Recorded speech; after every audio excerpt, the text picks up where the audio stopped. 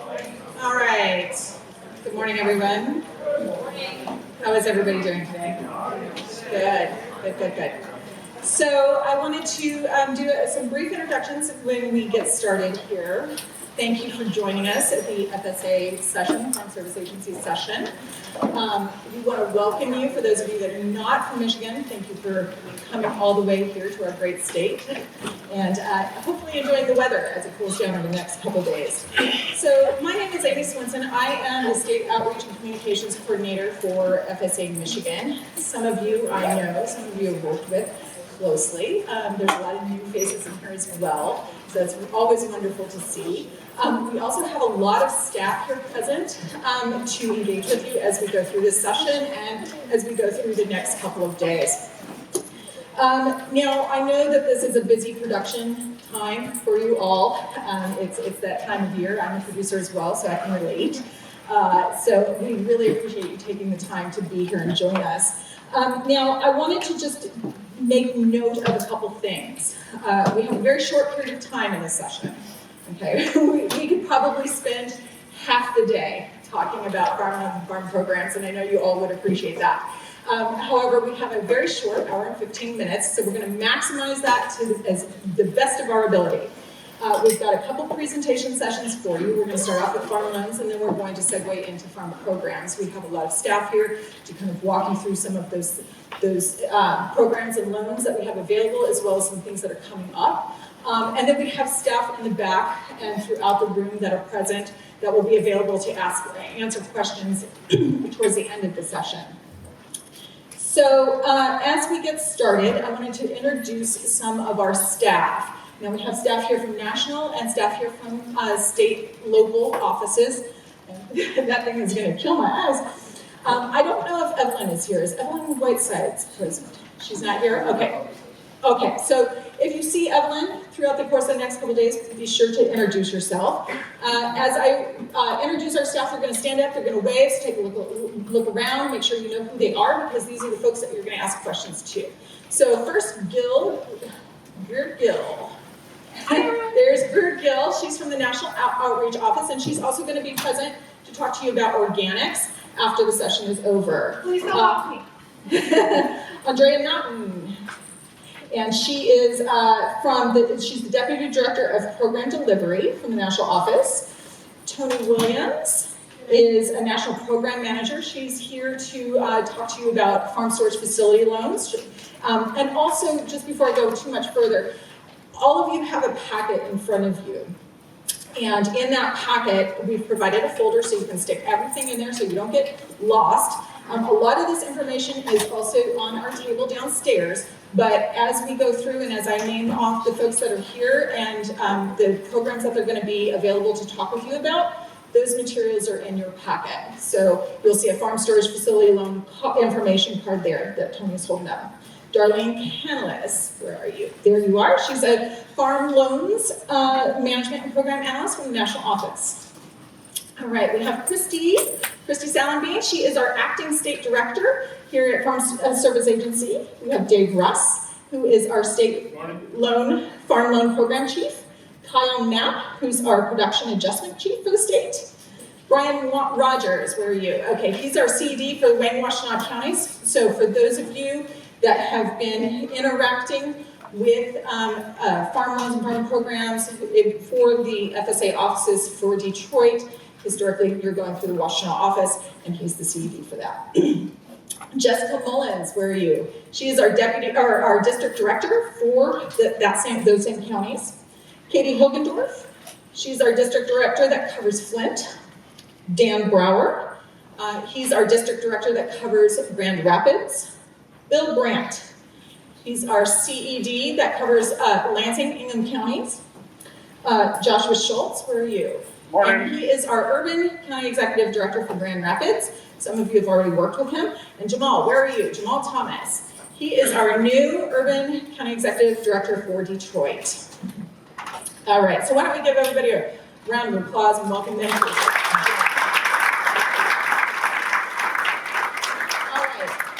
Without further ado, we're going to go ahead and jump into our presentations. We're going to start with farm loans. and Dave Russ and Chantel Turner are going to be presenting for us there, and then we'll segue over into farm programs. Any quick questions before we get started? Okay, so as we move through the presentations, we're going to hold all the questions related to the presentations until they're all done so that we can address them more thoroughly with you, okay? All right, I'll go ahead and turn it over to you. Okay. My name is Chantel Turner. I'm also in the national office. I'm a management and program specialist working with Darlene back there. So today we'll be talking to you a little bit about farm loans and how we can use this in the urban ag space. So Zach Duchenau, of course, couldn't be with us today, but he did provide some comments. So if you'd like to just take a couple minutes to read through it, I'll speed past it so we don't have a lot of time with you today. And you also have a copy of the presentation in your folder as well. All right, so urban agriculture, as you guys know, can differ from operation to operation. It can look like regular conventional agriculture in a smaller space. It could look like rooftops, containers, raised beds. And so we understand that you guys have unique challenges in an urban space. This is how we define or we recognize urban agriculture. In farm loans specifically, we have been tasked to start tracking urban ag.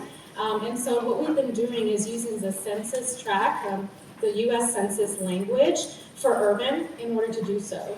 So in 2020, the urban area was defined as a densely settled core of census blocks that meets at least 2,000 housing units or has a population of at least 5,000. So for us to be able to see the growth in urban ag, and we're using the US Census language to do so. Okay, a bit more about farm loans. We'll go over the different umbrellas. We have a direct loan option and we have a guaranteed loan option. And we have Dave Russ here that can go with that. Step out from behind the table if you don't mind. Good morning, everyone. Again, my name is Dave Russ. I'm the farm loan chief here in Michigan. In that capacity, I oversee FSA's loan operations in Michigan, which of course includes any of the ag lending that we would do in the urban ag space as well. So I want to talk a little bit about farm loan programs, specifically kind of how the agency operates in our loan arena. We use farm loan programs as an umbrella term. Refers to both our direct lending piece as well as our guaranteed lending piece. We'll talk about specifically how those different programs operate and how that may impact you and your specific operation. Depending on what your needs are, what your goals are for your operation will often depend on whether we use our direct lending program, our guaranteed lending program, our operating loans, our farm ownership loans that we'll talk about in just a minute. Again, this is the application that you would use to apply to the agency. We've streamlined that over the years pretty significantly. We've cut it more than half of the materials that we ask for from our customers and our clients. But we do ask about your intended farming operation. What are the projections for your upcoming operating cycle? And some of those things so that we've got a good understanding of your farming operation and what your particular needs are. So I talked about the different areas of our lending, our direct loans, our loans that are direct U.S. Treasury lending. You as an individual farm customer would work directly with the FSA staff to understand your farming operation, your operation specifically, what your financial circumstances are, what your goals are related to your operation. Again, very much a direct working relationship between the individual producer and FSA's farm loan staff. This is significantly different than our guaranteed loan program. The guaranteed loan program operates much differently in that you as an individual producer, an individual customer, would work with a commercial lender. However, that lender finds something about the operation that they're not willing to assume all of the risk on their own. So they in turn turn to the Farm Service Agency for a guarantee. We then support that lender that if there is any loss at any point in the future, the agency can come behind and support that lender in that credit. Through the use of that program, it really enables other lenders outside of FSA to be involved in farming operations that they would otherwise not be willing to do because they have the federal government guaranteed back behind them. So that's an excellent program. Again, direct loan programs, guaranteed loan programs, these are programs that operate, of course, nationwide. Depending on where you're located, reach out to your local service centers, engage with your farm loan staff. They'll walk you through lots of these sorts of details along the way. What can we use our loan programs for? Direct loans, we'll talk about microloans in a little bit on kind of that's a tier or a subset of our direct loan programs. Direct operating loans we can use for your annual operating needs. By seed, by fertilizer, fuel, labor costs, any of those sorts of annual production costs. The agency has a loan program to help meet that particular need. Our farm ownership program is much different. That is to purchase real estate or improve farm real estate. So depending again on what your needs are for your particular operation, we likely have a loan program that's going to fit that, depending on what your individual circumstances are. Outside of the microloan area, again, we have annual operating, term operating loans. If you have a need to purchase equipment, for example, we can often term some of those operating notes over 7 years to provide you additional flexibility in terms of cash flow and some of those sorts of areas. We have a youth program, individuals between the ages of 10 and 20, if they're involved in an agricultural project, we can provide some financing up to a small amount to help youth get involved as well. And then our emergency loan program is for those operations that have been declared a natural disaster by the president or by the secretary. We've got some reduced interest rate funding that can come along and kind of help those sorts of operations that have been negatively impacted by those emergency circumstances. Similar on the guaranteed side, again, on the guaranteed side, you're going to be working with an individual commercial lender, but similar sorts of loan purposes are also available on that guaranteed side.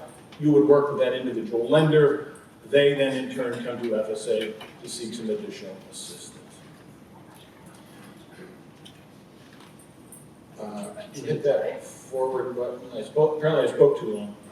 All right, so direct loans are loan limits. So these are maximum loan sizes. For many in the urban ag space, these numbers are far beyond what your needs are. But it's important for you to know we do have a lot of room to grow with you and your operation over the years. So operating loans, again, those are for the purposes of annual operating costs, or to purchase equipment, those sorts of things. Maximum loan size is $400,000. On the real estate side, the FO, farm ownership side of the equation, maximum loan size to purchase or improve farm real estate is $600,000 would be the maximum loan we could make. You can combine those, so you can have an operating loan up to the maximum, you can have a farm ownership loan up to the maximum. Again, this is going to be based on your individual operation. Obviously, it would have to be able to cash flow. There would have to be financial viability associated with that. All of the loans would require collateral, so we would have to collateralize these properly. But those are maximum loan sizes that we can consider. And on the emergency loan side, maximum loan size is $500,000. Guaranteed side of the equation, maximum loan size is $2.2 million. This is adjusted annually. Our fiscal year 24, which we're in the tail end of fiscal year 24, maximum loan size is $2.2 million. So you can see that the guaranteed lenders, our commercial lenders, can get involved in larger and larger operations, whereas on the direct side, our limits are a little bit less. But again, oftentimes we see in the urban ag space, loan amounts much, much smaller than these. But it does give you a little perspective of the involvement that the agency can have over time as your operation grows. All right, I'm going to turn this back over to Chantal. Speaking of the microloan segment of the farm loans, we do have the farm ownership loan, which can be microloan, which is a $50,000 threshold. As Dave mentioned, oftentimes for the urban ag space, we do start or see a smaller operations, and then they go up and access the additional funds up to the $400,000 for operating loans. But $50,000 can be accessed as well to begin. So the microloans are great for beginning farmers or urban producers, especially because they require, it doesn't have as many eligibility criteria as probably the larger loans do, and they're a little bit modified. So there also is $50,000 available on the farm ownership space, so you could purchase a tract of land if you could find that under the $50,000 threshold as well. So for farm operating loans, we do need some farm experience.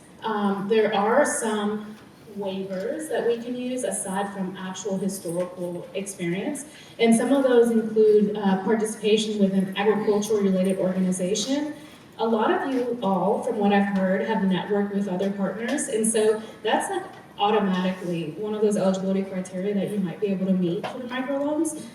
So I definitely think you should consider, if you're interested in farm operating loans or a microloan, making sure you keep records of your activities with agriculturally related organizations. Okay. There are other eligibility criteria as well, waivers, and they're actually outlined in your packet, so you can refer to those as well. For the ownership loans, we do like to see that you've participated in the operations of the farm for at least 3 years of the last 10 years. And the reason for this is if we're going to purchase real estate for you, we want you to be successful. And so there are substitutions where you can waive up to 2 years of that 3-year requirement, and they're outlined in this slide. At minimum, we do like to see that you have 1 year of farming. The biggest barrier, I think, for urban producers is when they get started, we're not always keeping track of everything, your financials. So the biggest ask of you, if you want to participate with farm loans or FSA, is to make sure you start documenting everything. It doesn't have to be a formal, computer-based system, but just on paper somewhere, or anywhere that you can. So a little bit about our operating loans. We mentioned it before. Regular direct operating loans can go up to the $400,000 threshold. For an operating microloan, it's that $50,000. Our current interest rate is 5.375, where it is relatively lower than a conventional lender, because we're not designed to compete with a conventional lender. And our interest rates do change monthly, so they're updated monthly. Operating loan terms for an annual can vary from 12 to 24 months, but no more than 7 years for a term note. So for equipment, you'll have 7 years to repay it. It also differs from a regular loan, like a vehicle loan, for example, because the repayment periods are annually. So your payment will be due once a year for the next 7 years. For a farm ownership loan, as we mentioned, you can go up to the $600,000 threshold, $50,000 for a farm ownership microloan. The current interest rate is 5.625. That's for August. They do update monthly. And then the term is based on your projected plan. So we do look at 10-year increments, and we can go up to 40 years. So the farm ownership can be used to improve existing real estate or purchase real estate. And it also can be used in combination with guaranteed loans, as we discussed, or in participation with another conventional lender. All right, so we do have an interesting different program. It's called the Down Payment Loan Program. It's actually the only FSA loan program that's available to a beginning farmer, a SDA, or a veteran farmer. So you have to be in one of those segments of the population to be eligible. It's the only loan program that we have that is designed that way. And so the difference between this one, which I actually didn't mention on a regular farm ownership loan, is we don't typically require a down payment at all for real estate purchases. But with this down payment loan program, you would be working with another conventional lender. And so the applicant would need to provide 5% cash down as a down payment. And in doing that, FSA would finance no more than $300,000 of that purchase price. or up to 45% of the purchase price. And then the lender that we work with would finance the remaining $50,000. So this is a good program for people who might not be able to just go to a conventional lender because they require 20% down. But they can come to FSA and we can work with that lender to allow them to accept the 5% as a down payment and get you access to that land. And then we've been kind of tying into this, participating with another loan. So we do have a joint participation loan program. It's where we can finance up to 50% of the purchase price of a property, no more than $600,000, of course, which is our maximum loan threshold. And in doing so, we give you a rate discount of 3.625% fixed. The term would depend on the project, the goals of the operation in 10-year increments, of course, no more than 40 years. And then the lender finances 50%. A big key here is that it doesn't have to be a conventional lender either. It could be owner financing for the remaining 50%, which is another way for people to be able to access the program. Okay, and then we have, moving away from our direct loans, we have our guaranteed loans. So our guaranteed loans, as Dave mentioned, are administered with the lender of the conventional lender of your choice.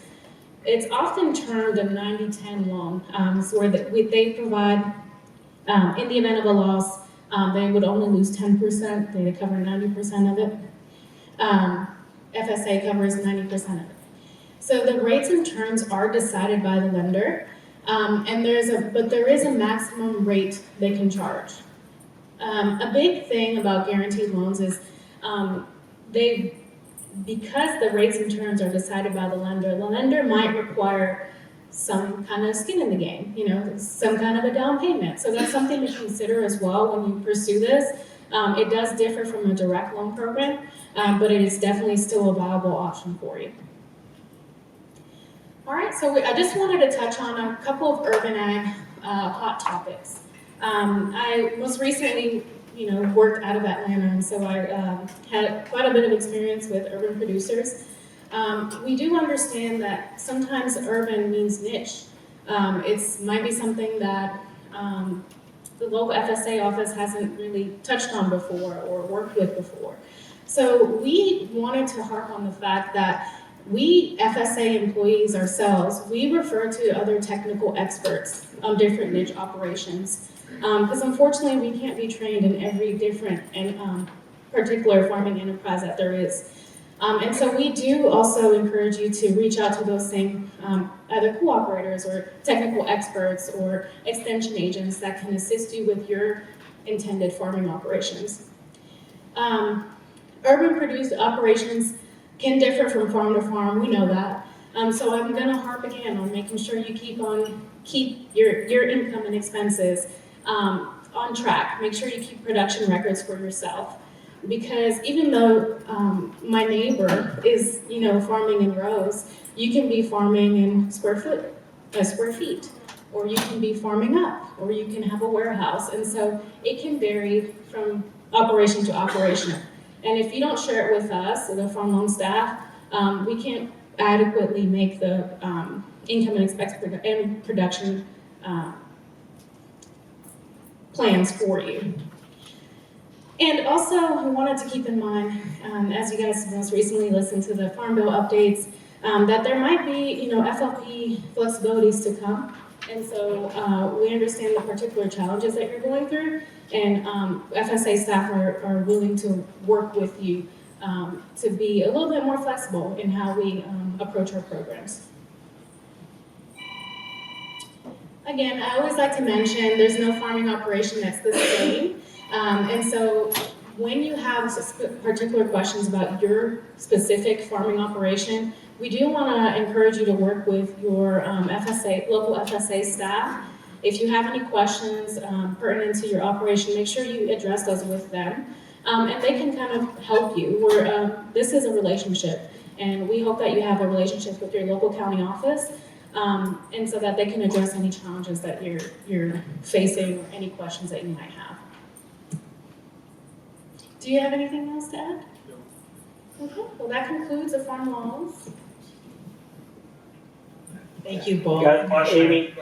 Okay, one moment. I wanted to just point out that in your packets, there is the farm loan comparison chart, so that all of the things that we just talked about here, you can have an easy access reference to at any point in time. I also wanted to mention the farm loan application tool that's online. So if you go through farmers.gov, you can access that tool, determine what loans might best suit you, begin that process.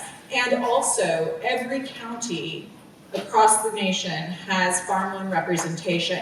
You may not have a farm loan officer or farm loan manager specifically within that county, but your county does have farm loan representation. So you'll just contact your local FSA office and they'll line you up with who that is and help make an appointment.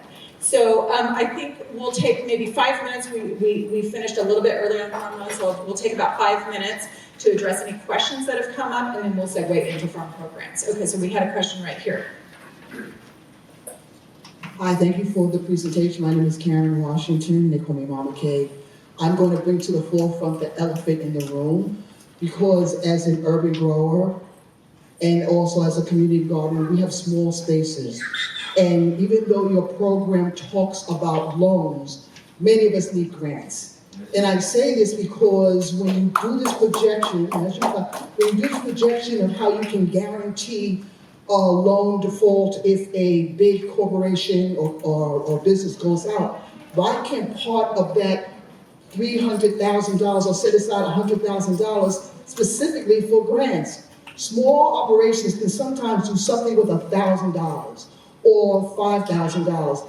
And I think, again, time and time again, and this is a question that hampers USDA all the time, where are the grants? Because in order to put your foot in an operation to start, you need some sort of building block. You can't ask a person who's just started a community garden, a tower garden, a rooftop garden, to run into a loan when they really don't know a lot about credit and stuff like that. I'm gonna stop with that.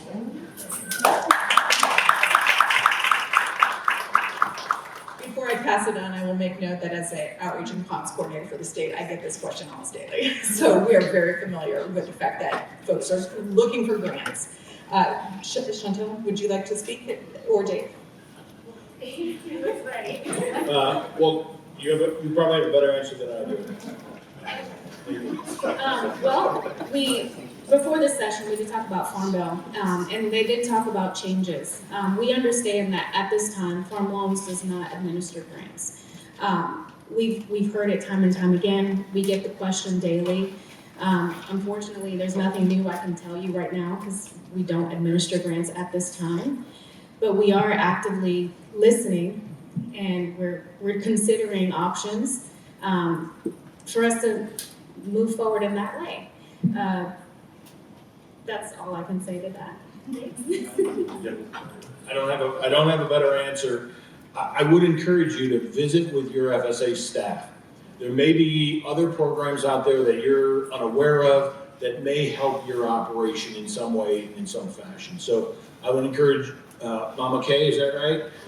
Or all of you, to visit with your FSA staff on any number of these issues, whether it's a specific grant program, whether it's some of our other farm programs that John's going to talk about in just a moment, or it's an aspect of our farm loans that may be able to help your operation.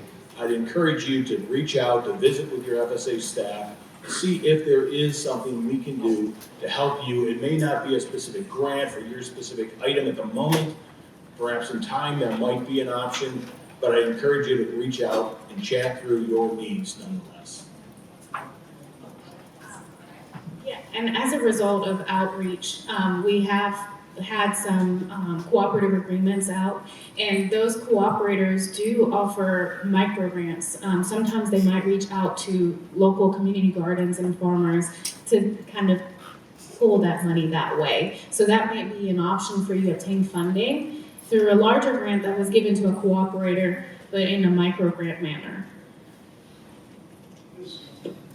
Yes, I was going to actually speak on that as well. With our cooperative agreement holders, we currently have the 2 cooperative agreement holders that we have in the state right now for urban ag. They both have micro grant allocations. So encourage those relationships with those cooperative agreement holders in Detroit. It's Keep Growing Detroit. And Grand Rapids is Western Michigan Environmental Action Council, NUag. So reach out to them. I know that those applications, I believe in NUag, are open right now. I could be wrong. So verify it with them. One more question. Yes, my name is Michael Howard. I'm with Eden Place Farms in Chicago, and I have been reaching out to our FSA office there. We just established a new urban location for the urban farmers.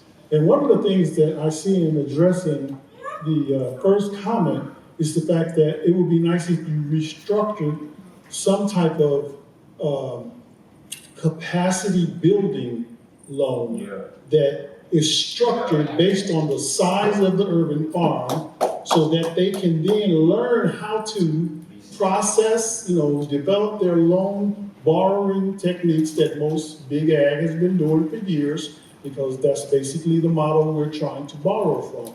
So if you can somehow develop a situation where each farm, because we're all different, is able to be evaluated based on their potential, and then structure that loan to teach them how to borrow the money and then teach them how to pay it back so that they are successful, and then learn how to operate those lending vehicles that your office offers. That's a great suggestion. And I think this is one of the key takeaways from an event like this, right? Is we're all together, we're all sharing ideas, and this is where some of that progress can happen. So I appreciate you sharing those viewpoints, and we can catalog them as we move forward, especially as we're ramping up into the next Farm Bill session. Yes, ma'am. One more comment. It's really quick, actually, and I hope it addresses, I think, what this gentleman just said.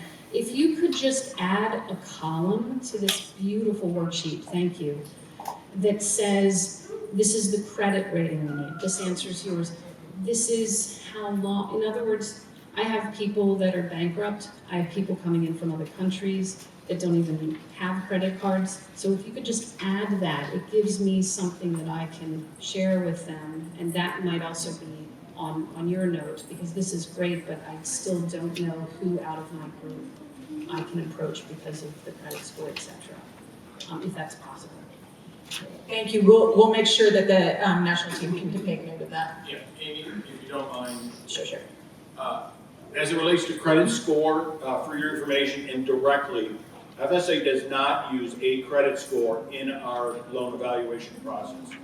We look at a customer's credit history, and we look for that customer's pattern of repayment. So we do not use, so if a customer has a 0 credit score, that's okay. We do not use a credit score in our evaluation process. We look at every single individual operation. Have they paid trade credit back? Perhaps it doesn't appear on a credit report. If nothing is nothing, that's still okay. Nothing is not negative. We do not view a 0 credit score or no credit score as a negative component to our loan evaluation process. So we really can't put a credit score on that document because we don't use credit score, period. Hey, my name is Joshua Arnold. I was led up a big urban agroecology survey in the San Francisco Bay Area from 2014 to 2017. And what we saw on that was sponsored by the Berkeley Food Institute. I'm now with UMass Amherst, starting in January. What we saw on that was that most of our urban farms that we were working with were not for-profit farms, that they were trying to directly influence food security in their communities. And so they were focused on just getting food to their community. They were looking for markets sometimes, but most of that food was just going directly for donations. And that's a huge population that we're missing here, right? So I think that kind of thinking about that and thinking about how we can discuss this kind of tension between production and donation and directly impacting food security through donations is a really, really important part of this. Thank you so much for the input. We really appreciate it. And we are able to continue these conversations after this session is over. So as you come up with ideas throughout the next few minutes or throughout the rest of the next couple days, please feel free to approach our staff on some of those. Okay, so I'd like to segue over to farm programs now. We're going to introduce John Birch, who I believe you've already heard speak this morning. But we have him for some dedicated time today on farm programs. Right? It's blinding. All right. Thank you. I don't do slides, so I hope that's okay with you all. I want to quickly address the comment that Mama Kay brought up, and I want to address your comment. Was it Josh? Before I do that, I need to introduce a couple of people. Lori from South Carolina, our State Executive Director, Dan from Massachusetts, Jim Barber from Nebraska, from New York, Joe All from Missouri. There may be some others as well. I think every one of our urban agriculture states is represented here today. And my colleague, my friend, my supervisor on paper, Marcus Graham, our Deputy Administrator for Field Operations. Just real quickly, Mama Kay and Josh and others, hear you loud and clear. I had occasion a couple of months ago to visit a project at a prison in Nebraska, where I live. And this prison, this inmate had developed a plan to put together a hydroponic facility on site to not only address their needs in their own cafeteria, but also then to donate proceeds to the food bank in Lincoln, which I thought was a lovely idea. And they invited me to come and look at it and explore opportunities.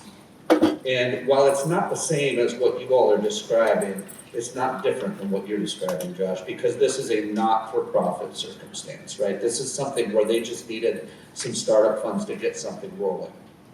I would invite you to look at this very glossy 3-page document, or 5-page document, whatever it is. There are some very specific items in there that could be of assistance in the grant space. But one of the areas that we need to perhaps expand this conversation to is our friends at the Rural Development Agency at USDA, also our friends in Extension. There's something called the National Food and Agriculture Council, the State Food and Agriculture Council, and for the new gentleman, the new CED back there, there is even a county Food and Agriculture Council. Those councils are made up of a whole host of USDA sister agencies where we're supposed to coordinate activities. One of the spaces where I think that we've got some room to grow and adjust is working on granting opportunities for these types of organizations. Josh, your comment hit so closely to home because much of this is about food security for the community.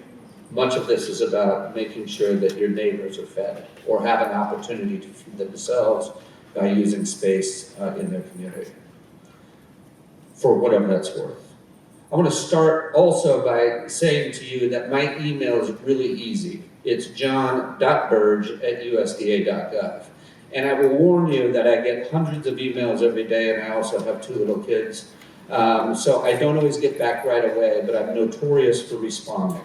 So if you do not have an opportunity to talk with us today in this session or after this session or in the ensuing couple of days, feel free to reach out because I want to hear your input. I mentioned this morning, and I think it's worth reiterating again, USDA historically, and FSA historically, ASCS is what it was known as prior to FSA, prior to the early 90s, has had a tendency to build farm programs around essentially corn, right? We are a conventional agriculture organization serving a 20th century agriculture without remembering that it's now the 21st century. We have had occasion to delve into some new things, and we've done pretty good at that. I'm not here to just critique us. By the way, our operations for conventional farming are pretty good. Urban agriculture, we've been a slow start. And it's not just about financing. By the way, I think that you guys' presentation was fantastic because it does highlight some opportunities in the financing space that perhaps some of you weren't aware of. But on the farm program side, there is a component of what we do that is sort of the backbone of everything that we do, which is farm records. It is the creation of your farm, getting a farm number, having then an opportunity to use that as a jumping off point for all of the other programs that we administer. And you do that by coming into your office during acreage reporting season and filing your acreage report. What if your acreage is 100 square feet? As Chantel pointed out, what if your acreage is vertical?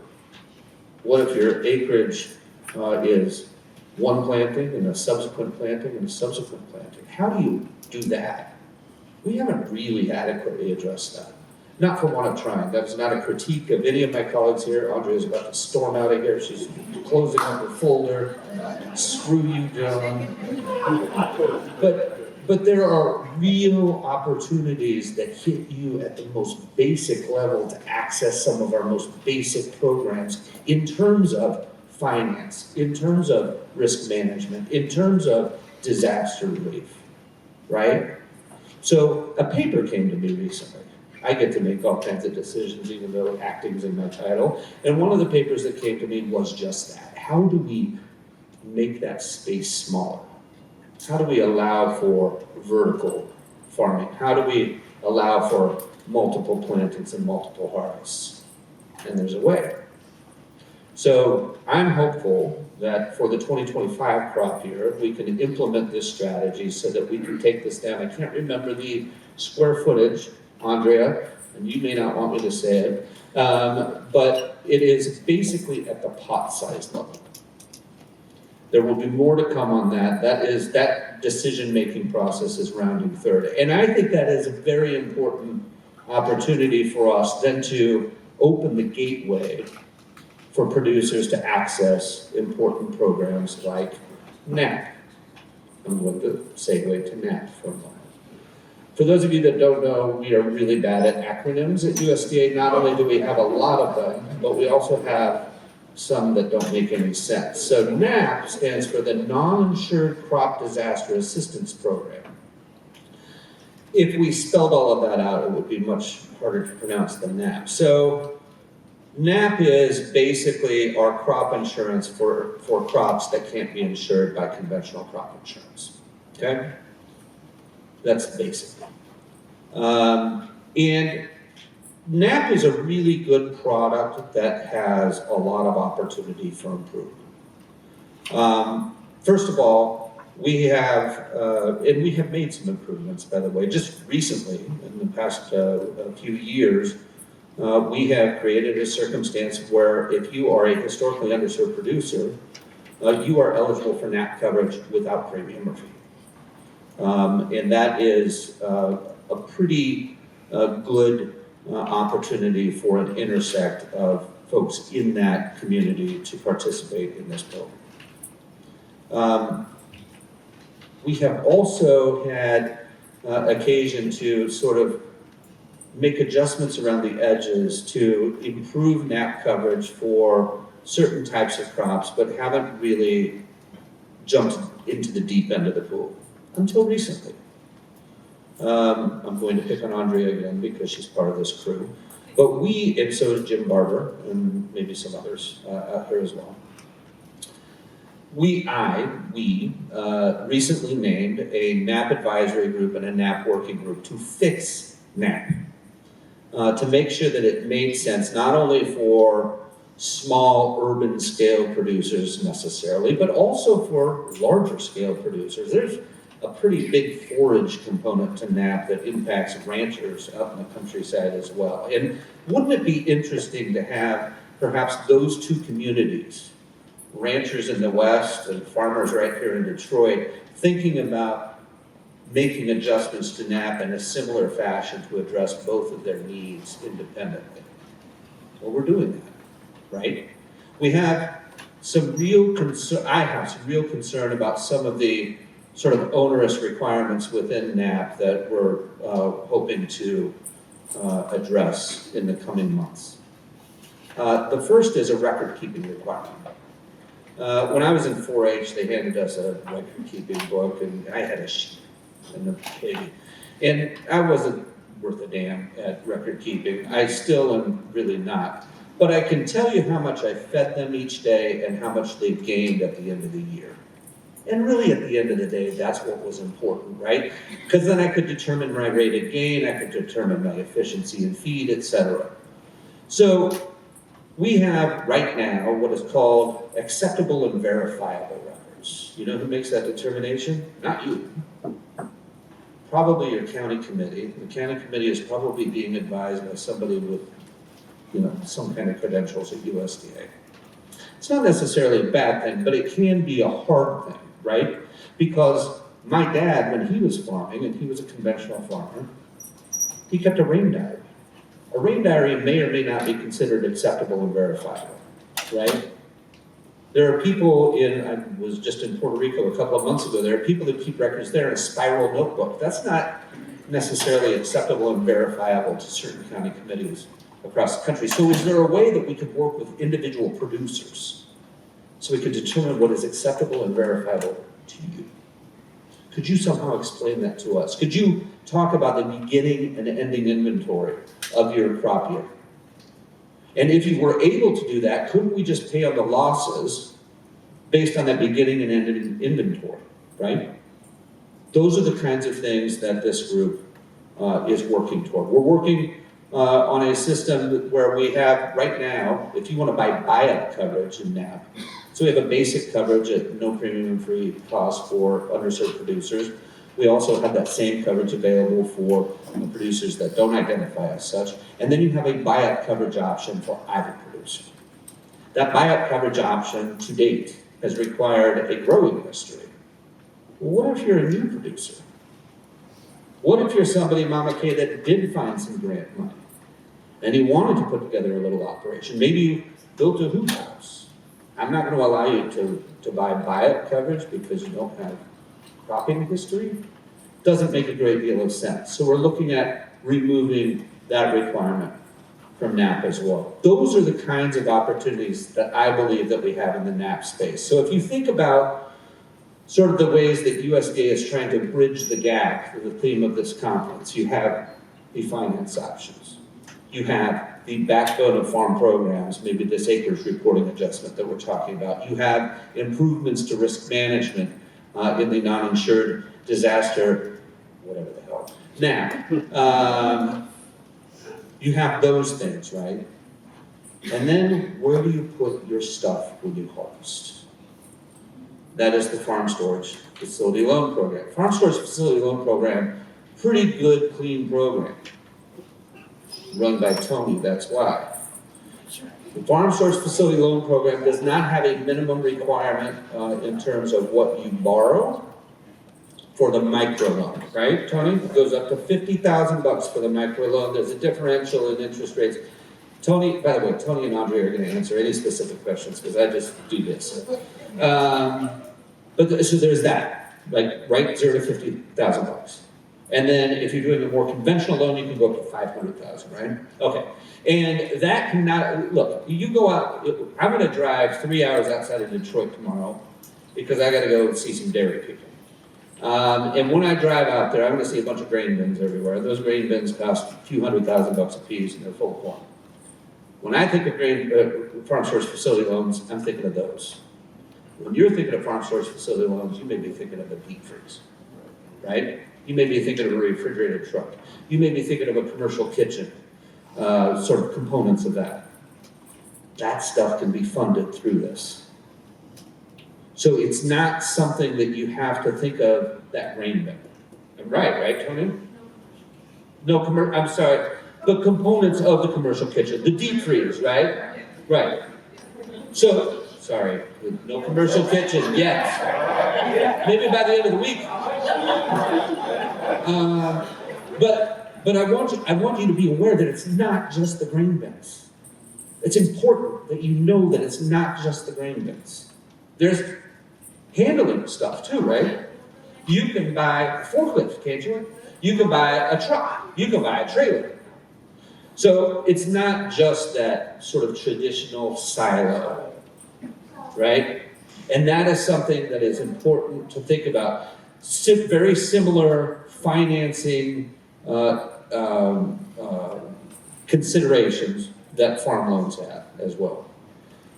So those are, oh, and one other thing that I want to mention. We've had discussions, Jim Barber, about controlled atmosphere storage. We're not there yet because we got a lawyer that says we can't be there yet, but we're working on him. And if we don't get there, we're going to work with Congress to see if we can make something happen in this statute. So it's not there yet, but it is something that we're working on. Controlled atmosphere storage, you probably all know what this is. I had to learn about it.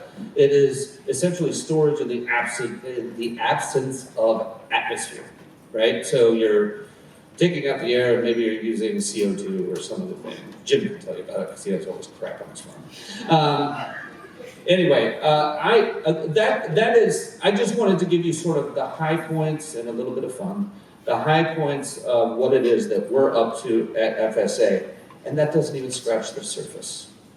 We know that we need to do better. We know that we have to do more in this space. We have to think about, by the way, we just, over the course of the past couple of years that I've been in this role, we have experienced circumstances where we have had damage to greenhouses and hoop houses, and there wasn't really a space for that when we were talking about disaster relief.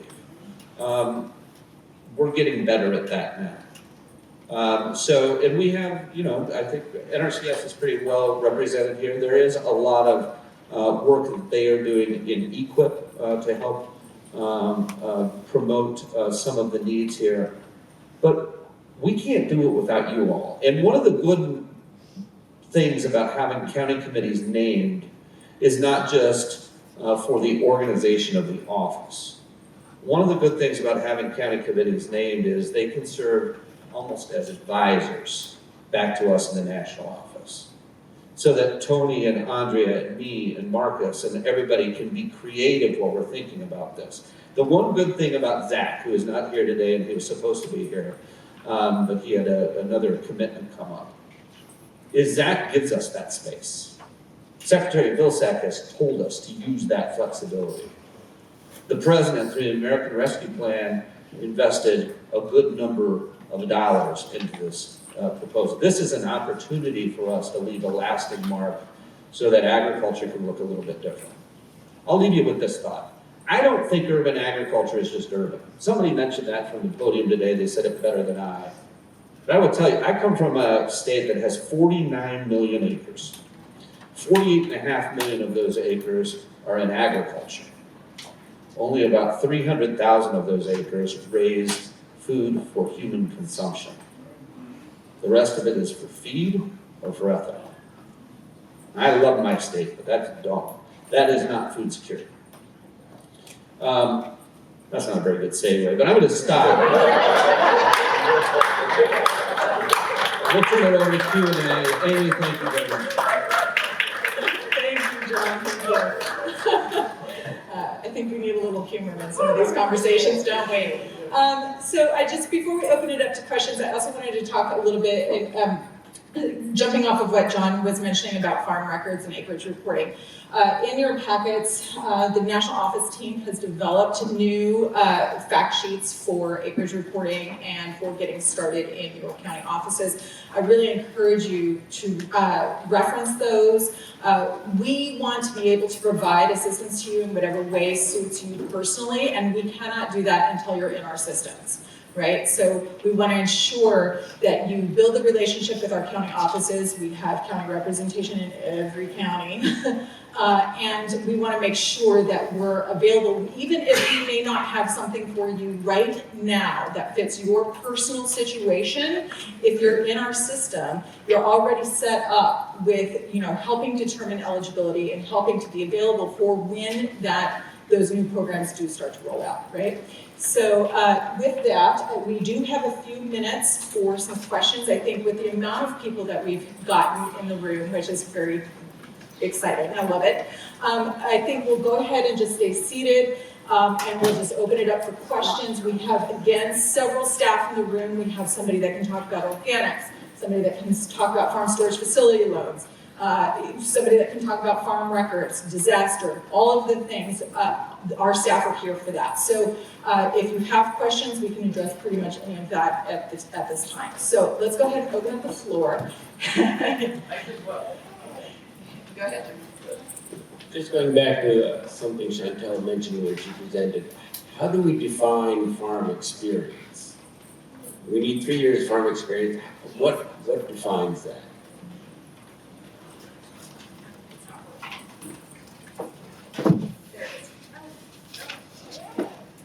Okay, yes, okay, so, thank you for asking that.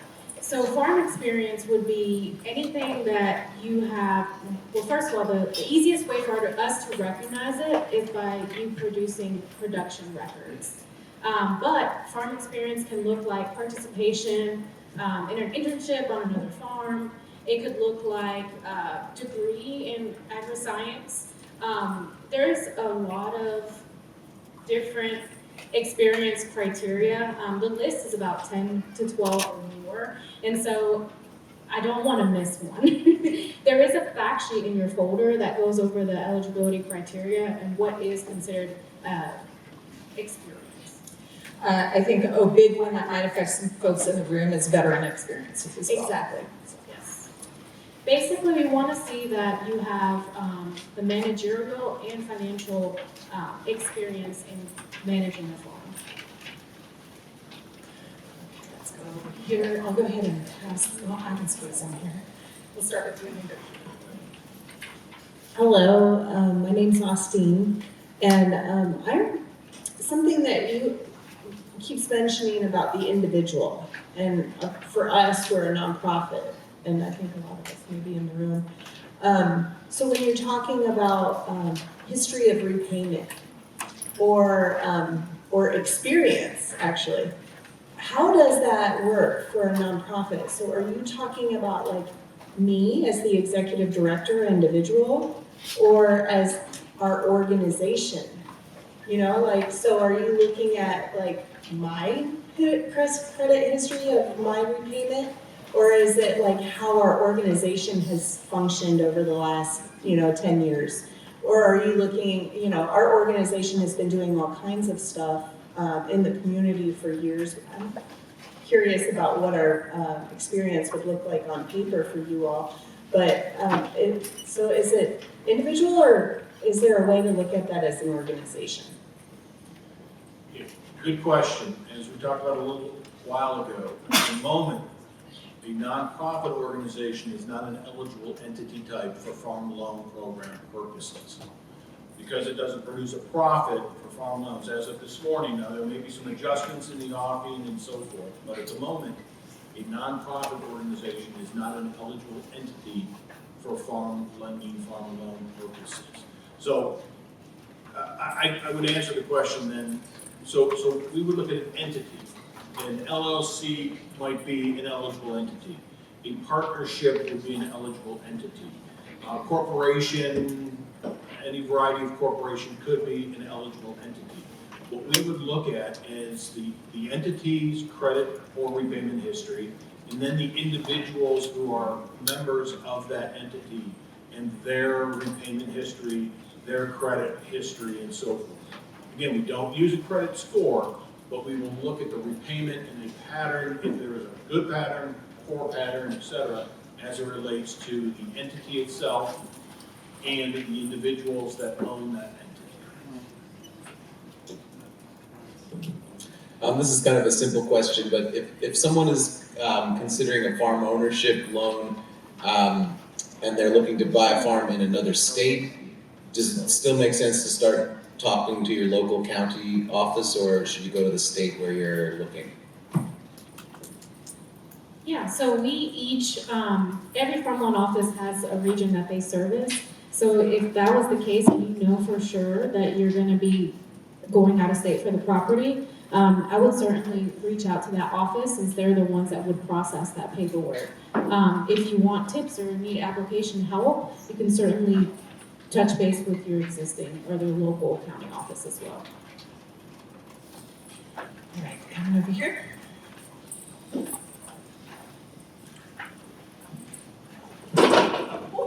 Sorry. Good morning, everyone. I'm Carlos Suarez. I'm the state conservationist for NRCS in California. And one thing to the comment that was made earlier on the grants, and rightly so, there's a lot of challenges with not getting grants through either FSA or even NRCS. I think somebody mentioned about grants with other organizations, and I want to speak for California. I don't want to speak for others. But we do have a really close relationship with CDFA, which is the Department of Food and Ag, and they do offer grants. And there are other organizations at the state level that do that. So I'm saying this because you want to go back and check with your respective state organizations, and they do work in partnership with FSA. Is what I'm trying to say. FSA may not have that capability of offering grants at this point, but they work closely with other organizations.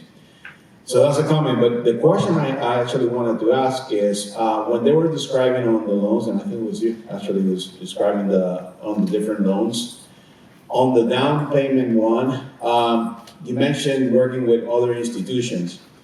Is FSA works with a list of institutions, or is it something that the farmer has to do on his or her own?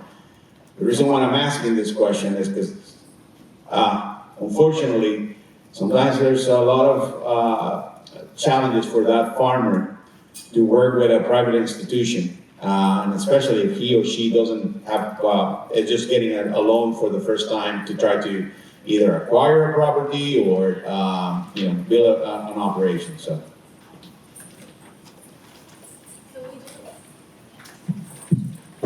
Yeah, it takes a minute.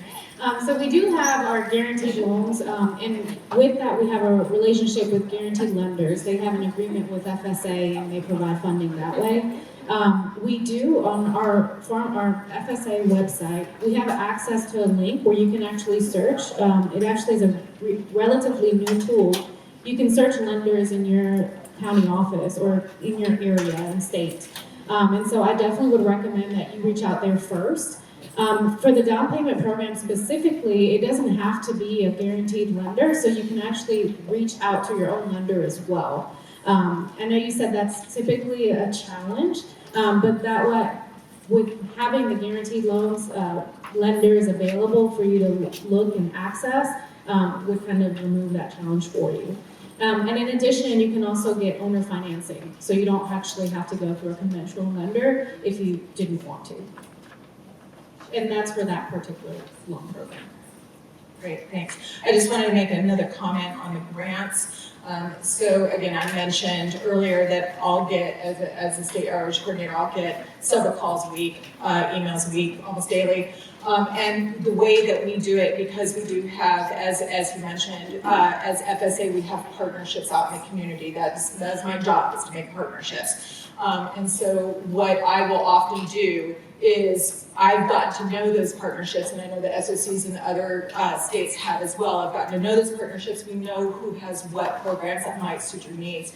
So when you do call us, we don't ignore you. We do send you to those partners that are best suited for what you might be looking for. So, okay. So I just wanted to also thank all the FSA agents that are here.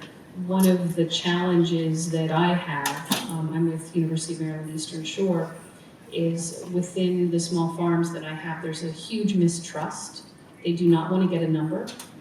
They have not been using any of your resources. They are looking to the nonprofits that are getting grants, and I'm slowly, and I guess when we talk about relationships, and I feel blessed to have some wonderful people in the FSA because they know those programs, but I've only been in my position for 3 months for a grant, and I have over 80 farmers, and I've only been able to get 3 or 4 to speak with an FSA agent. So I think, I'm guessing it's the same with a lot of you.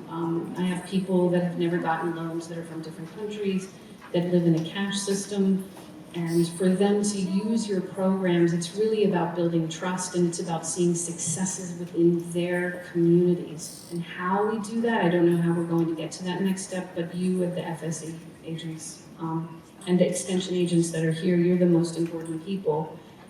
So anyway, I just wanted to say thank you to that. and you have great programs. It's just getting it to a level of trust, because most of my people are not going to even get to your level because there's nothing built there, and also based on the history that we have. Yes, I want to reiterate that as well. That's something that we encounter every day, especially in the urban space, right? So we recognize that that's a challenge. It's a challenge on a daily basis, and I think the best thing that we can do is continue to be transparent. Transparent about what we can offer, transparent about eligibility, and have those conversations, and also just kind of reiterate the fact that this is not an oversight program, right? It's voluntary. Everything that is here and provided for you is voluntary. So bridging some of those gaps is really important for us. Yes. Sorry, nobody's asking any questions. For the lady from the University of Maryland, and for others, I would offer this as well.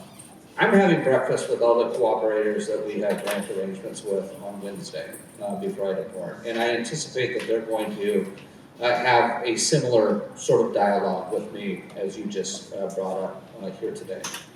And I will commit to you, at least from my perspective, I know Zach would do the same, and I'm thinking everybody in leadership would probably do the same. We need to meet producers where they are.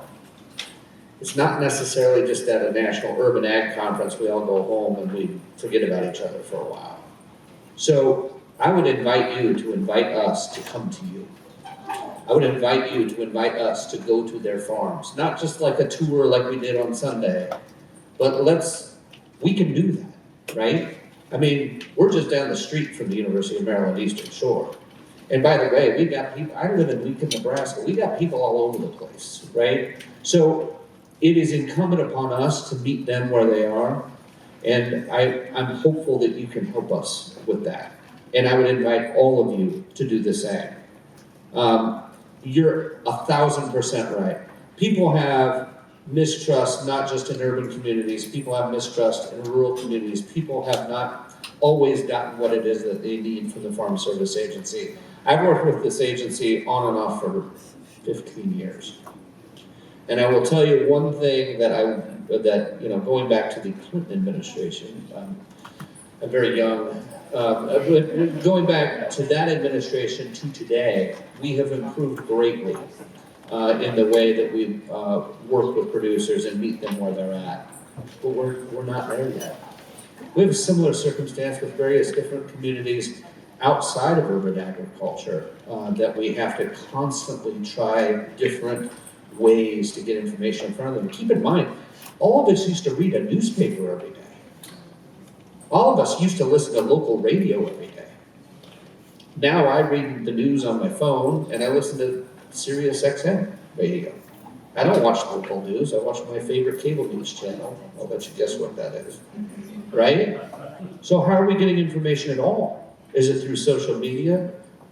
I mean, you all are probably better communicators with the communities that you serve than we are. And that's why we need to be with you, right? We need to be at that level, whatever that's worth. I just like to hear myself talk. You do a great job. All right, here you go. There it is. In regards to, so like you said, we're coming into the 21st century, you guys are reevaluating the way things are being done and produced, and I look at the infrastructures being used. When we talk about ag tech versus traditional soil farming and taking out loans, I'm actually really curious if you weigh a risk as one being heavier than the other because of the idea that the capital investment in 21st century ag tech is so much more than it is in traditional soil or traditional farming practices, where dirt costs one thing, but a microchip costs 1,000 times more sort of situation. Do you look at this sort of evolution, and is there a risk assessment that you guys taking that with your loans based on what it is?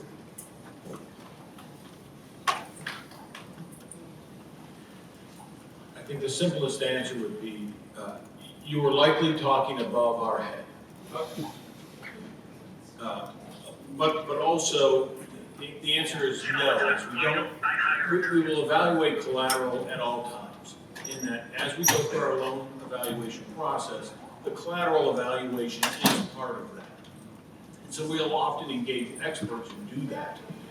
But it's often a farm real estate appraiser who's familiar with cost per acre and how a dairy facility is set up and so on and so forth. But there are certainly other opportunities where if we're involved in an urban ag environment, we would look to, Chantel mentioned this in her presentation, is we don't know all of the resources that are even out there quite yet. So we're still looking for those experts as well to help us evaluate some of the collateral issues that you speak of that could be ordinarily beyond our understanding at the moment. So yes, we evaluate our collateral in our loan processes. All of our loans are collateralized and need to be secured. And we go about a security evaluation process. The scenario you speak of, which would likely cause us some pause, we would have to have a conversation about, okay, how do we begin to evaluate this sort of collateral because it's outside of the box. Doesn't mean we can't do it, doesn't mean we can't figure out how to do it, but it would cause us some initial pause. But the evidence that there's dozens of USDA staff in this room listening to that sort of comment, we want to learn. We want to grow to understand what that next piece of the puzzle is. So that's a really long answer to, you started over my head, you're probably going to finish over my head, but we'd certainly work with each individual to kind of figure those things out as we go. Thanks, Dave. We have time for one more question, if there is one. Okay, I thought we got away with it for a minute. Hi there, my name is Rachel. I work with RAFI, and we're a farmer advocacy organization. I'm wondering about all of the new ideas and new things in development and how people can really have their voice heard. I heard that you can reach out to county offices, and through RAFI's experience working with farmers, a lot of farmers do not feel like they're having their voice heard at county offices, despite capacity or communication skills or whatever there might be. So I've heard of several other USDA groups and advisory councils, and I'm wondering kind of what communication outlets you all are developing and currently use to make sure that you're getting farmer voices to you to make decisions. John, is something a question you might be able to take? Hello. Thank you for doing what you're doing with RAFI, by the way. And RAFI is one of a whole slew of organizations that work with a variety of different grower communities. I would like to tell you that we're doing all kinds of good stuff. I'd like to tell you that, open lines of communication always. That isn't the case. But I do think that we're improving in that space. I do think, by the way, if you have not met her yet, and you probably have, but for those of you that don't know, Linda Cronin, who is our National Director of Outreach, is here today, and I think for the balance of the week. Linda is trying to build that stakeholder list so it's not just the American Soybean Association, if you get my drift, or it's not just the American Corn Growers. So that is part of her role. It's also part of mine. So when you have that kind of comment, it makes me feel personally bad that we are missing an opportunity with the group. I will tell you that I have tried, at least in my short tenure in this role, to expand our organizations that we work with, particularly those that feel neglected, unheard, underserved, abandoned. We don't want any of it. So you can feel free to reach out to me, and I will do a quarterly call with you. I'll do a monthly call with you. I'll do a weekly call with you, if it's helpful. And I would offer that up for anybody as it relates to, look, our job is, we are one of the few organizations at FSA that provides assistance. We don't have a real regulatory component in our world. We're supposed to be helping producers. And if producers don't feel like they're being served by us, then our middle name is not the right one, right? So let's try to figure that out. And I'm not trying to like placate. I'm very sincere about that. Whether it's Rafi or any other organization that does not feel heard or does not feel like their word is valuable. I've spent a good deal of the time over the past 16 months, poor Tony and Andrea can attest, where we have tried to improve flexibilities in our programs to meet producers, particularly small producers, particularly newer producers, at their level, and I don't mean that pejoratively, I mean that sincerely, at their level so that our programs fit them. What we're doing with NAP right now as it relates to acceptable and verifiable records is going to be mimicked in LIP. It's going to be mimicked in ELAP. Don't ask about that acronym. But it's going to be mimicked across the board because not everybody thinks, learns, and keeps records the same way. And I think that part of that may be what your producers need to tell us. So reach out to me. Anybody, reach out to me and we'll figure out a way to get people more heard. Thank you so much, John. So we've gone over a little bit, so thank you for your time and attention. We really appreciate your participation. Again, all of our staff are along the back walls. We have a few staff within the audience as well. We'll be staged throughout. We have the booth down on the 4th floor. You can feel free to stop by at any time there. Ask for business cards, get contact information, continue the conversations. Thank you so much.